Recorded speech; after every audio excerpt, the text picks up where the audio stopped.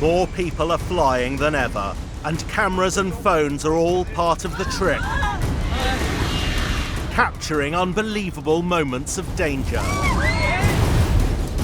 my God, the plane is on fire. For the first time, we unpack the science of what's really going on in these caught-on-camera crises. Brace for impact, brace for impact. Revealing in forensic detail how and why flights turn deadly. He was literally clinging to the air to stay airborne. Unravelling secret stories from cockpit error to engine failure. So we've just had an announcement, we've got an emergency landing. From freak weather to meltdown on the runway. Oh my God! It's crashed. Oh my God. Discover the surprising truth behind planes gone viral. September 21st, 2005. JetBlue 292 departs Burbank, Los Angeles, bound for New York. On board are 140 passengers, including nervous flyer Alexandra Jacobs. I get very irrationally scared of flying, even though I know the statistics are entirely on my side and that flying is the safest form of transportation. When she has to fly, Alex chooses JetBlue, a recent entrant to the cutthroat world of US budget airlines. JetBlue offers comfy leather seats and individual TV screens, playing a range of channels, including breaking news. You can distract yourself from whatever's going on, from turbulence, from thoughts of falling through the air 30,000 feet, from landing. You can just watch TV the whole time, and this is really new. Just after takeoff, 6 months pregnant Alex is starting to feel anxious. I've come to learn to listen for a series of sounds that I find reassuring. One of those sounds is a little ding ding that tells you that you've passed 10,000 feet, it's safe to use electronic devices. On this flight, I don't hear that reassuring little ding ding. And sure enough, Alex's suspicions are confirmed. The pilot said, "You may have noticed that we are flying pretty low. We're not ascending anymore. And that's because we have a signal telling us that there's something wrong with our landing gear, that it won't retract." From the cockpit, the flight crew can't see the front wheel. Flight 292 changes direction, heading south from Burbank to fly low over Long Beach Airport. The flight crew need a visual on the damaged landing gear, and looking through binoculars from the tower, the problem is obvious. The aircraft is then flown past the tower and they can then make observations using binoculars, saying, okay, we can see the landing gear is in this particular orientation. So the nose wheels aren't pointing in the right direction. They're pointing at 90 degrees. So there was a mechanical failure and the wheel stuck at 90 degrees to the direction of the aeroplane. So obviously wouldn't retract into the fuselage and was stuck down. Passengers are updated on the situation. The pilot comes back on the intercom and he tells us that our front landing gear is twisted. At this point, I think people start to whisper amongst themselves in the cabin, wondering what's going on, how this is all going to end up. And I start to get a little bit nervous. The captain decides to prepare the flight for an emergency landing. Of the many airports in the Los Angeles area, they decide on the biggest, LAX. Los Angeles International has the lengthiest runways in the region. 25L is over 2 miles long. Although the landing gear is damaged, the pilot knows the situation isn't critical. He's got 2 good engines and there's no danger of fire. Flight 292 doesn't need to land immediately, and there's a good reason to delay. The aircraft has just taken off and is carrying over 20 tons of fuel. He wants to land with as little fuel in the aeroplane as possible because he wants it to be as light as possible so that the landing speed can be low, so that the weight on the failed undercarriage is minimal. Unlike many larger planes, the Airbus A320 can't dump fuel from the wing tanks. The pilot informs us that we are going to have to land, but that before we land, we're going to have to circle to burn off fuel because we have a full tank of, more than one tank, I'm sure, of fuel to get to New York. And if we landed with that amount of fuel, it would be too dangerous. There might be risk of a fire or something. There will be hours of delay, but the flight crew are not overly concerned about landing. Pilots train extensively for such situations, and the aircraft is designed to land safely with faulty front-wheel gear. The Airbus engineers came up with a smart system for if there is a problem with the nose wheel and it's slightly offset, then the offset will be absolutely at 90 degrees, because then you don't get the nose wheel whipping to one side or the other. If the wheel twists on impact with the runway, the plane could veer to one side, cartwheeling and crashing. So they are offset at 90 degrees to land straight to the runway. You're going to grind the nose wheel down to nothing when the tyre will come off and there'll be sparks flying and all the rest of it. But so, it's not something you're looking forward to, but having the wheel default to 90 degrees to the oncoming runway is a safety device. JetBlue 292 is in a holding pattern over Los Angeles.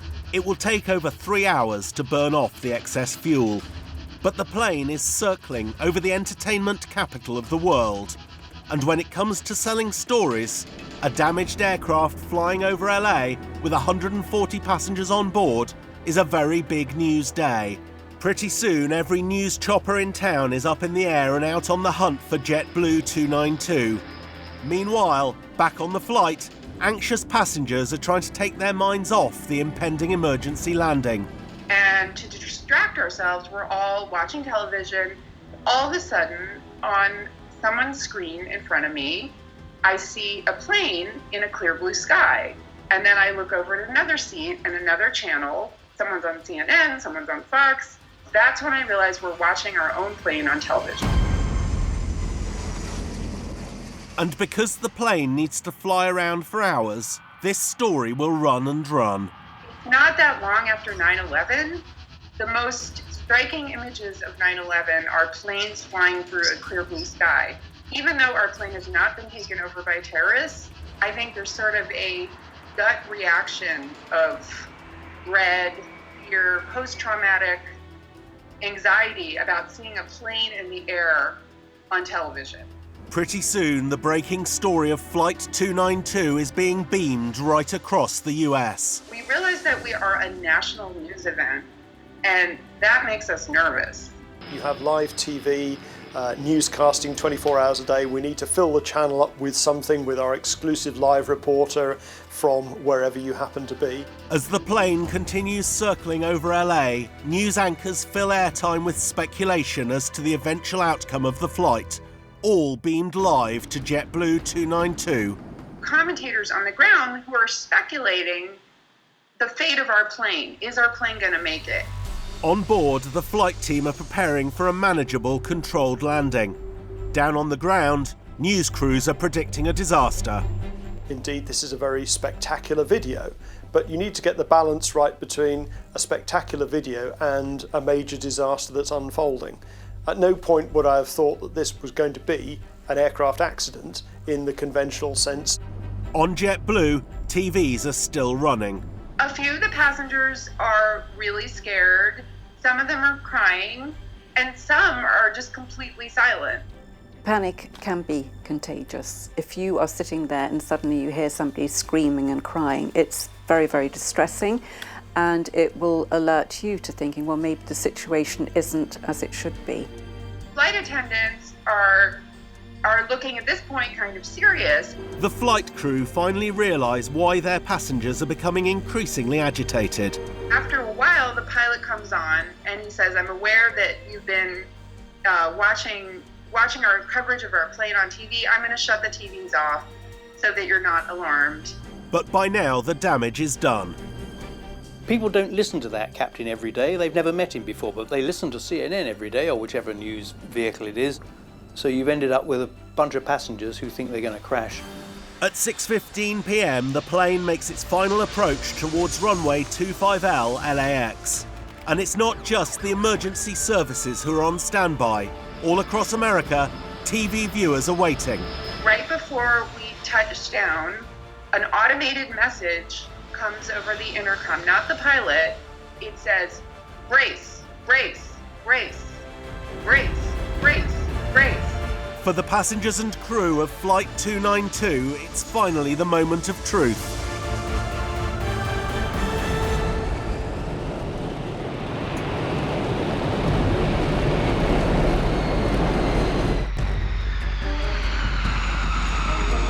The pilot holds up the nose to keep weight off the damaged landing gear for as long as possible. I've never heard an automated message before, except when I've listened to cockpit voice recordings of plane crashes. I'm completely in suspense about what's going to happen next. He doesn't employ reverse thrust to stop. This would put more weight on the nose wheel. He's happy to use every inch of the 11,000-foot long LAX runway and bring the plane to a gradual halt. We feel a kind of hot sensation under us, and we smell sort of a burning rubber smell. The nose gear screeches along in a cloud of smoke and sparks and then grinds to a halt, 1,000 feet short of the end of the runway. When we come to a stop and the plane doesn't explode, there's absolute euphoria in the plane. He did it all beautifully. He had the time to consult air traffic control to make sure all the fire services were in place, brief the passengers and the cabin crew that it was going to be an emergency landing, and then landed the airplane beautifully. No one can fault the pilot's flying skills, but it was clearly a bad idea to expose anxious passengers to TV speculation of an imminent disaster. It became a really major news story. Even if we don't end up with a disaster on the ground, it's still a story, and so it got talked up because it was happening in real time. They'd got 4 hours plus to prepare for it. Helicopters, cameras, the lot, all geared up, ready. And the passengers, one of them I saw giving an interview afterwards, and he was saying, you know, there I was watching this film of an aeroplane in trouble, and I suddenly realised it was our aeroplane. So, I mean, there's something slightly surreal about that. No one on the aircraft is physically injured, but many passengers endure the most stressful few hours they will ever live through. Aviation experts believe their traumatic experience was totally unnecessary. The pilot was simply following his training and flying a plane designed to overcome the technical problem. JetBlue Flight 292 was the aircraft disaster that never was. If you do manage to hang on to your seat, that doesn't guarantee you're in for a stress-free flight. On busy flights, and today most are, the difference between experiencing joy or getting the jitters can be a matter of 200 feet of carpet space. Aircraft on most long-haul flights are divided into 4 classes. Up front, spacious first-class seats. Further back, it's still roomy in business class. Personal space gets much smaller in premium economy. And then, finally, down at the back, tightly squeezed economy seats with minimum legroom. In 2015, there were over 10,000 reported incidents of air rage. Most of them happened here, down at the back.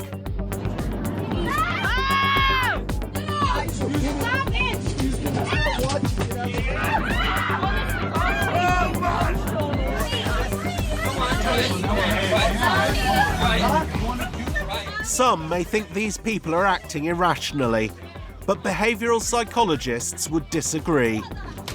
They believe these passengers are just doing what comes naturally, protecting their personal space.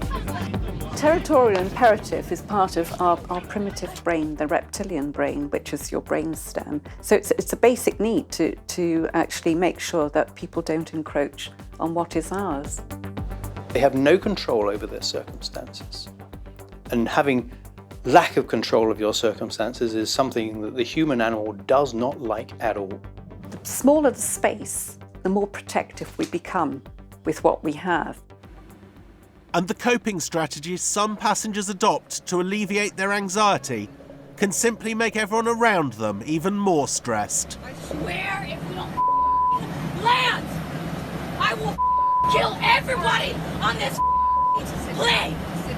It's just a 90-minute flight from Portland to Sacramento. However, this passenger simply can't resist having a cigarette in the washroom and is not happy when told to stub it out. I swear if we don't land, I will kill everybody on this plane.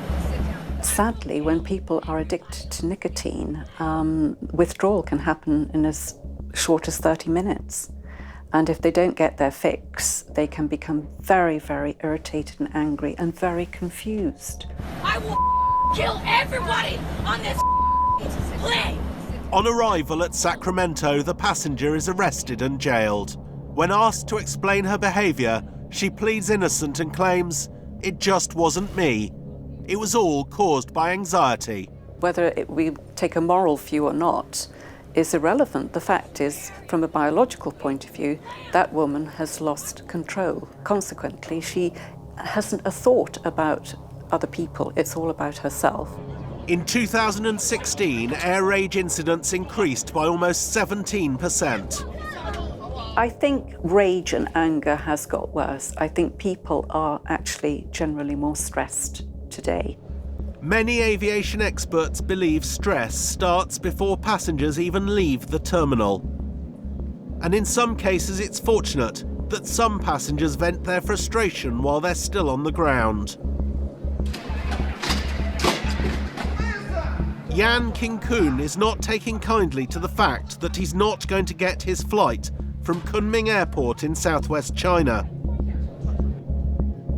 This kind of anger would certainly have been dangerous and caused panic among passengers at 35,000 feet. I think a lot of passengers are stressed out before they get on the aircraft because of the security that they have to go through. All this with the baggage, taking this off, that off, the queue system. So by the time they get on board, they're exhausted, they're stressed, and then if somebody irritates them by just putting the bags in the overhead locker or a seating problem, that's the start of it. And passenger stress is often about giving up control to someone you don't know or even trust. So by the time they're walking down this long aluminium tube to get into the aluminium tube that's the aeroplane, surrounded, by the way, by people who are in very close proximity to them and treading on their feet, they're withdrawing into their shell. And you can see these poor people. If you're standing at the entrance to the aeroplane, they're manifesting all the signs of serious stress. As soon as economy passengers board, they're left in no doubt where they sit in the airline's pecking order. In the past, first class used to turn left and everybody else turned right. But because of the different configurations, often economy passengers have to pass through the first class or the business class cabin, which makes them very aware of the space and the other amenities that other people have. Airlines depend on high rollers to break even, and seats up front have grown ever larger. But back in economy, the distance between the seat in front and the one behind, or the pitch in aviation speak, has shrunk, on average by 4 inches since the 1970s. And in that time, passengers have just got bigger and bigger. The bigger bums on smaller seats conundrum has become an increasing bone of contention on many flights in recent years. Hi, my name is John Henderson. I was just asked to leave a flight to Norfolk, Virginia. I'm in Houston, Texas. There's 2 very large people on the flight that took up 2 extra seats. And I can't believe I was one of the 2 passengers that had to get off because there was no seating because of these 2 people that took up extra seats. And I'm talking large, 500 pounds plus. And they, I'm so damn mad. It's a problem that can only get worse. In a cutthroat market, airlines need to offer lower fares, and one solution is to cram in even more seats. Many major carriers are now squeezing one extra seat into each row in economy. This means an inch less width of seat for passengers, and for the airlines, all those extra inches add up, freeing up space for an extra 52 seats. And that can only mean even more stress for hard-pressed flight attendants. There's like 16 crew members with over 300 passengers. So our authority has to be put straight away very quickly to let them know, look, we're in charge here. So as soon as we hear raised voices, we're in the cabin immediately. And until we get to the destination, they either work with us or they become a disruptive passenger. And that's not your job. That's not your job. It can be a very stressful job. You are the face of the airline and you are the person passenger turn to if there is any problem. You are the doctor, you are the nurse, you are the psychologist, you are the policeman, you are the fireman, you are the waiter and you are the cleaner and the janitor. So you are everything. Experienced flight crew believe the key to lowering passenger stress is communication. You can get the best out of people with a few well-chosen words. Out of the cockpit to say hello to you and to pass you what I suppose is somewhere between congratulations and sympathy, depending on how you felt about it, really. And, you know, you came for a holiday on a volcano, you should know better, really. Anyway, for those of you who have been inconvenienced by the god of Vulcan deciding that he's more powerful than puny human beings, I'm sorry. And for those of you who had an extra holiday, well, fantastic. Phil Shaw has been a captain for several leading airlines, and he's a firm believer in keeping his passengers fully in the loop.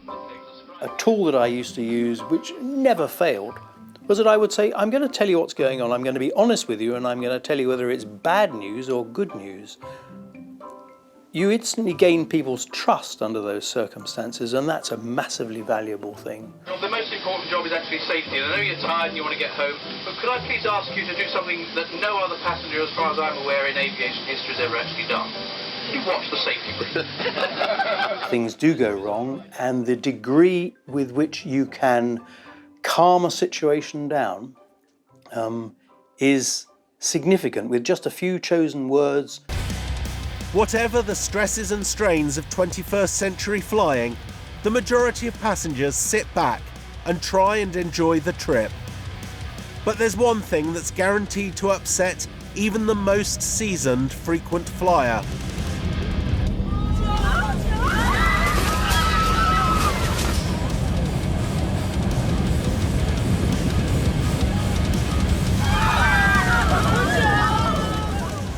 I can only assume we're going over the Rockies and the turbulence is out of control. Turbulence is something that frightens a lot of people, even the most experienced and apparently confident flyers. It does happen. There's different severities of turbulence. So some can be mild, where the aircraft's just shaking a little bit, and then it can get a bit more extreme than that. I admit it has scared some of my colleagues as well, because it can be sudden, it can be violent, it can throw you around. I've had it where it's been that bad, baggage have started coming out the overhead lockers and falling down. We've had passengers where have been sick because the aircraft's been shaking that much. Colleagues have actually lost a limb due to turbulence, have had serious injuries. Different weather causes different sorts of turbulence. The most common type is called clear air turbulence, associated with the jet stream. You've heard of jet streams. What they are tubes of high-speed air created by a variety of different environmental circumstances, but they're big and they're very fast. But round the edges of these tubes, because they're going faster than the air around it, is turbulence.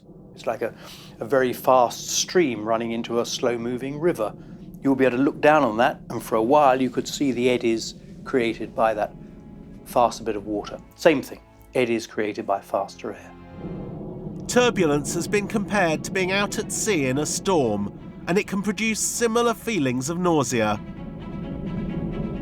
Turbulence is an interesting phenomenon because basically the reason why we don't like it is that our brains expect to see conformity from our senses. And when we sit frightened and balefully stare at the seat back from the seat in front, our eyes are telling us that we're stationary, whereas the stimuli coming from our ears is that we're moving because the turbulence causes the fluid in our ear canals to move around. So the primitive brain actually registers that as we've ingested poison, believe it or not.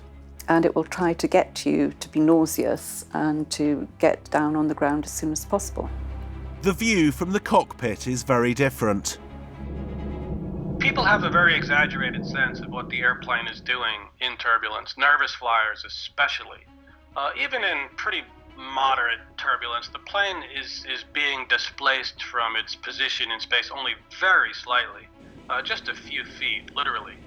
Although people will have this idea that the plane is plummeting hundreds or even thousands of feet and is banking 40 or 60 degrees when, if you could see the attitude indicator in the cockpit during one of these turbulent encounters, you'd notice it was barely moving at all, and the altimeter would be barely moving at all. From a pilot's perspective, we see turbulence as an inconvenience, something that's uncomfortable, and not necessarily a safety issue. Modern aircraft are engineered to take a remarkable amount of punishment. Running through the wings are spars, high-strength metal beams that support the wings against severe wind loads, ensuring they don't snap off.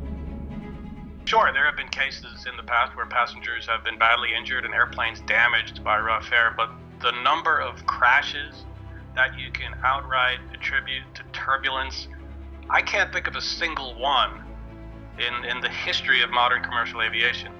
It essentially doesn't happen. For the comfort of passengers, pilots do try and navigate around turbulence, but it's not always possible. Pilots can see the turbulence associated with thunderstorms on their radar. They can't necessarily see clear air turbulence. However, many of the routes that we're using over Central Europe or across the Atlantic, there's an aircraft ahead of you and there's one behind you, so they may say, oh, it's bumpy at this altitude but not at that altitude. So they'll call air traffic control and say, oh, can we change up or down a few thousand feet to be able to minimise the turbulence. Approximately 60 people are injured every year in the US by turbulence. Significantly, 2/3 of that number are flight attendants, the people most likely to be moving around the cabin when it gets bumpy. When an aircraft encounters turbulence, provided that you're sitting in your seat, then there's no risk to you. The main risk in turbulence is not of any structural failure of the aeroplane or the engines dropping off or anything like that. So the way to reduce stress levels during turbulence is to belt up and, if possible, try and bag a seat on the smoothest part of the plane. Over the wings nearest to the aircraft's centres of lift and gravity. The place to avoid?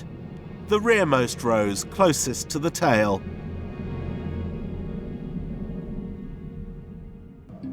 But if you're stressed out at the back of the plane, spare a thought for the people up in the cockpit. In a recent survey of the world's top 10 most stressful jobs, airline pilot came in at number 3. Being a pilot is a high-pressure job. Its selection is very, very tough, so you have to be the right sort of person, and only the right people get through. And you're trained, you're tested on a very regular basis, so it is quite a stressful job. But pilots are the sort of people who can deal with stress. But if your upcoming flight is to be captained by this pilot, you would probably think twice about getting on board. After stumbling through Indonesian security, Captain Tech manages to make it to the cockpit of his aircraft. Then he makes a rambling and incoherent PA announcement.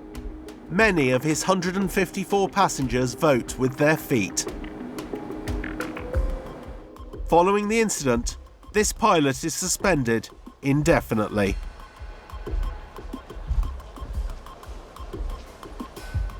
While some pilots undoubtedly cope with stress by hitting the bottle, thankfully, alcohol abuse is not common. Of over 10,000 pilots randomly tested for excess alcohol in 2010, only 12 failed the test. A much bigger issue is lack of sleep. Since 1990, the US National Transportation Safety Board has placed pilot fatigue on its most wanted list of safety priorities. One of the biggest issues for pilots at the moment is that of fatigue. When you're very, very tired, you're not making good decisions. And pilots are getting more and more tired because of the rosters, the nature of the flying they're doing. And this has been looked at by people all around the world, fatigue scientists, sleep scientists, to try and find a better way of doing things. The airlines are in the business of making money, and so they wring their last drop out of their pilots. There are fortunately legal limits as to how long you can fly on a daily, weekly, monthly, annual basis, and they're strictly adhered to. It's stressful in as much as it's tiring, and it requires a lot of concentration. And when pilots lose concentration, the results can vary from the disastrous to the downright embarrassing. The Boeing 747 Dreamlifter is the world's largest cargo aircraft. Definitely not designed for operating at one of America's smallest airstrips. November the 20th, 2013, this aircraft is due to touch down at the massive McConnell Air Force Base, Kansas. Instead, it ends up here, the Colonel James Jabara Airport, 9 miles away. The runway was a lot shorter, so that would have been a shock for them and a shock for air traffic control. They obviously knew that they weren't in the right place, and I think that was as much of a shock for the air traffic controllers at McConnell, who'd given them clearance to land, and they said, you're not here. But they weren't actually aware of where they were. Giant 4241 Heavy, and confirm you know which airport you're at. Right now we're still trying to figure it out. Giant 4241 Heavy, roger, you appears that you're at Jabara. Say again. Giant 4241 Heavy, we saw the plane on the radar, and it appears that you are at Jabara Airport. Say the name of it again. Jabara? Jabara. Giant 4241 Heavy, that's J-A-B-A-R-R-A. Okay, alright, we'll copy that. It's certainly been a big day for Jabara. But after their brief stopover, the red-faced pilots can't wait to take off on their 9-mile flight to McConnell Air Base. There's no real excuse for this. What they hadn't done was briefed, given a thorough approach brief, in which nowadays you would expect to say, right, we're going to this airfield, but there's one nearby there, make sure we don't confuse the two. It's essential pilots are ready for anything that may happen in the air, and that means thorough preparation down on the ground. Before every flight, pilots do a walk-around check of their aircraft. But this pilot in French Guiana clearly hasn't read the manual.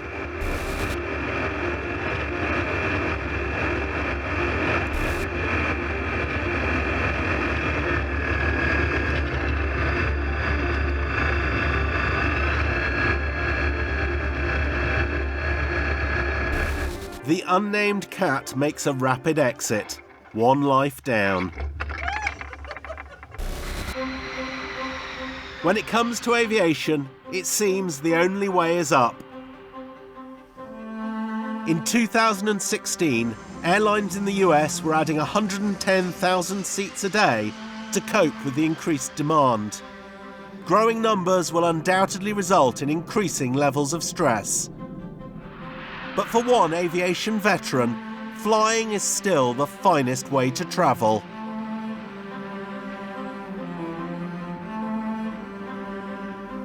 Now is the golden age, it's just that people have got used to the gold because it's available to everybody. It's massively safer, it's massively more available. Less romance, I would say, but from somebody who's got aviation running in his bloodstream, it's just as wonderful it was when I started. Ultimately, there's one surefire way to avoid the stress of flying, as backpacker Alex Simon found out in the Philippines. Get the plane to yourself.